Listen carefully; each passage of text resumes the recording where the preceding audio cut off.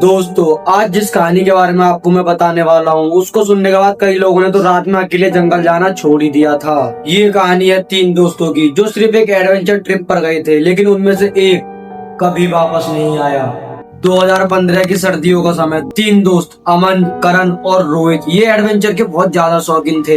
एक दिन इन्होंने डिसाइड किया कि इस वीकेंड पर हम जर्मनी के सबसे मशहूर जंगल ब्लैक फॉरेस्ट में कैंपिंग करेंगे। कुछ लोग इसे सिर्फ एक नॉर्मल जंगल समझते थे, लेकिन कुछ लोगों का मानना था कि रात में यहाँ पर बहुत अजीब आवाज सुनाई आती है। तीनों ने इन बातों को मजाक समझा और निकल पड़े अपनी जिंदगी की सबसे बड़ी गलती करने। जंगल के पास एक छोटा सा गांव था। एक बुजुर्ग आदमी ने इन तीनों को देखा और इनसे पूछा, क्या तुम रात जंगल में बिताने वाले हो? रोहित हंसकर बोला, हाँ बाबा, बस 2 रात की बात है। लेकिन अचानक ही बुजुर्ग का चेहरा सीरियस हो गया। बुजुर्ग ने धीमी आवाज में कहा कि अगर रात को कोई तुम्हारा नाम लेकर बुलाए तो प्लीज जवाब मत देना। तीनों हंस पड़े। उन्हें लगा कि बुड्ढा बस डरा रहा है, लेकिन उन बेचारों को क्या पता थी जो बात बुड्ढे ने बोली है वही बात उनके दिमाग में कुछ घंटों बाद बार बार घूमने वाली है। शाम तक उन्होंने कैंप लगा लिया था। रात धीरे धीरे गहरी होने लगी।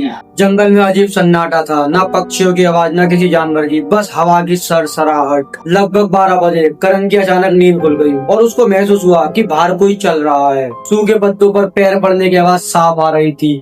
कच कच कच, जैसे कोई टेंट के चक्कर लगा रहा हो। उसने अमन को उठाया और दोनों ने आवाज सुनी, लेकिन रोहित बोला कि पागल हो गया, कोई जानवर होगा। सब फिर से सो गए, लेकिन अभी रात खत्म नहीं हुई थी। लगभग 2 बजे अचानक ही अमन की आंख खुल गई और उसने एक आवाज सुनी, बहुत धीमी, बहुत दूर से, अमन। उसका दिल बहुत जोर से धड़कने लगा। उसने सोचा कि शायद सपना है, लेकिन वही आवाज कुछ सेकंड बाद फिर से आई, अमन। इस बार आवाज पहले से ज्यादा साफ थी, जैसे कोई अंधेरे जंगल में से अमन को बुला रहा हो। अमन टेंट के दरवाजे तक गया। उसने बाहर झांक कर देखा, लेकिन बाहर सिर्फ अंधेरा था। इतना अंधेरा कि बिना टॉर्च के कुछ भी दिखाई नहीं दे रहा था। उसने किसी को कोई जवाब नहीं दिया और धीरे से आकर लेट गया।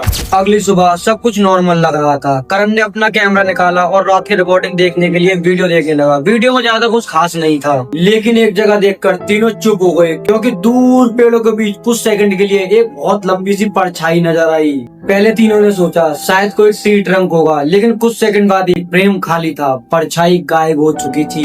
अब तीनों परेशान जरूर थे, लेकिन फिर भी उन्होंने कैंप कंटिन्यू रखने का फैसला किया। शाम फिर से होने लगी और दूसरी रात की शुरुआत हो चुकी थी। इस बार हवा पहले से ज्यादा ठंडी थी और जंगल में पहले से ज्यादा खामोशी। लगभग रात के 1 बजे टेंट के बाहर किसी ने टेंट पे 3 बार तेज तेज थपकी दी।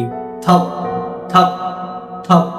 तीनों एक साथ उठ बैठे। इस बार आवाज सभी ने एक साथ सुनी थी। करण ने टॉर्च जलाई, रोहित ने टेंट की जिप खोली और तीनों एक साथ बाहर निकले। लेकिन बाहर कोई नहीं था, ना आदमी ना जानवर, बस दूर पेड़ों के बीच कुछ हिलता हुआ नजर आया। तीनों तुरंत टेंट में वापस गए। अब किसी की हिम्मत नहीं हो रही थी सोने की, लेकिन थकान इतनी कि कुछ देर बाद ही तीनों की आंख लग गई। सुबह अमन की आंख खुली और उसने देखा कि टेंट में रोहित नहीं है। पहले उसने सोचा कि शायद वो वॉशरूम गया होगा। 10 मिनट बीत गए, 20 मिनट बीत गए, 30 मिनट बीत गए, पर रोहित वापस नहीं आया। अब घबराहट शुरू हो गई थी। अमन और रोहित जंगल में उसका नाम चिल्लाने लगे, रोहित रोहित, लेकिन कोई जवाब नहीं आया, सिर्फ जंगल का सन्नाटा। पूरे दिन ढूंढने के बाद भी रोहित का कुछ भी पता नहीं चला। आखिरकार पुलिस को बुलाया गया और रेस्क्यू ऑपरेशन शुरू हो गया। कई दिनों तक पुलिस और रेस्क्यू टीम जंगल को छान मारती रही, लेकिन रोहित नहीं मिला। ना कोई उसका निशान, ना उसका फोन, ना उसका बैग। बस एक चीज मिली, उसका कैमरा। लेकिन उसमें एक आखिरी रिकॉर्डिंग थी जो पुलिस ने चलाई। वीडियो में रोहित जंगल के अंदर अकेला जा रहा था। उसकी सांसें बहुत ज्यादा तेज थी। वो बार बार पीछे मुड़कर देख रहा था, जैसे उसका कोई पीछा कर रहा हो। फिर अचानक ही रोहित के कदम डगमगाए और कैमरा जोर जोर से हिलने लगा और वीडियो के आखिर के कुछ सेकंड में वही दूर पेड़ों में एक काली परछाई दिखाई दी, इंसान जैसी, लेकिन इंसान से काफी ज्यादा बड़ी और लंबी। लेकिन वीडियो वहीं खत्म हो गई।